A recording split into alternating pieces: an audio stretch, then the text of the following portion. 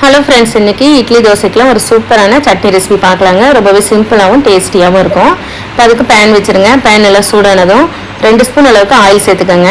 Oil நல்லா சூடானதும் 1 spoon அளவுக்கு கடலைப்பருப்பு, 1 ஸ்பூன் அளவுக்கு உளுத்தம்பருப்பு சேர்த்துட்டு இது நல்லா செவந்து வரட்டும். இப்போ இதோடவே 3 மீடியம் சைஸ் வெங்காயம் எடுத்திருக்கேன். இது போல் நீல வாக்கில் கட் பண்ணிட்டு சேர்த்துக்கோங்க. காரத்துக்கு ஒரு 5 போல் வரமிளகாய் சேர்த்துக்கோங்க.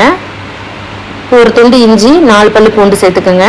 இதெல்லாம் ஓரளவுக்கு வதங்கி வரட்டும், ரொம்ப வதங்கணும்னு கிடையாது. இதோடவே மீடியம் சைஸ் 2 தக்காளி சேர்த்துடலாம். இப்போ சட்னிக்கு தேவையான உப்பு சேர்த்துடலாங்க. உப்பு சேர்த்துட்டு நல்லா வதக்கி எடுத்துக்கலாம். இப்போ இந்த அளவுக்கு வதங்கினதும் ஒரு கைப்பிடி அளவுக்கு புதினா சேர்த்துக்கோங்க. ஒரு கைப்பிடி அளவுக்கு கொத்தமல்லி சேர்த்துக்கோங்க. இதோட ஃப்ளேவர் ரொம்ப நல்லாயிருக்கும், கண்டிப்பாக சேர்த்துக்கோங்க. சேர்த்துட்டு இதை நல்லா வதக்கி எடுத்துக்கலாம். 1 நிமிஷம் நல்லா வதங்கி வந்துடும். கொஞ்சமாக புளி சேர்த்துக்கோங்க.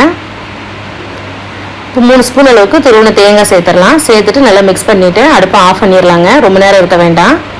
இது நல்லா ஆறுனதும் மிக்ஸி ஜாருக்கு மாற்றிட்டு அரைச்சிக்கலாங்க. இப்போ மிக்ஸி ஜாருக்கு மாற்றி வச்சுருக்கேன். கொஞ்சமாக தண்ணி சேர்த்துட்டு நல்லா மையம் அரைச்சிட்டு வந்துடலாங்க.